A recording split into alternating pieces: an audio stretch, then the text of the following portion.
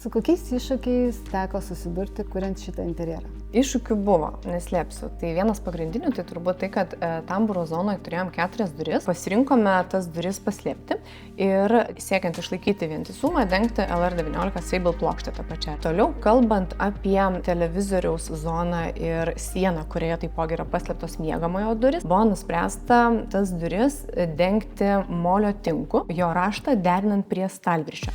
Jeigu atkreiptum dėmesį, visame interjere pasirinkau stalviršį kompaktą atkartoti net keliose zonose. Atkartojant stalviršį abiejose voniose, kurios yra skirtingose namo pusėse, pavyko sukurti harmoniją. Tai tą patį stalviršį panaudojau net ir skalbimo patalpoje, kur tas pats medžiagiškumas, kaip ir Sable plokštė, sukūrė tą vientisumą, tos pastelinės spalvos leido sukurti tą pačią taip norėtą ramybę. Gal gali papasakoti plačiau apie kitas erdves? Jeigu kalbėti apie kitas patalpas, zoną tarp garažo ir tamburo, minimalistiškai įvestos detalės atsikartojančios jau fragmentais. Ta pati fasadinė plokštė, ta pati virtuvės apatinių spintelių spalva.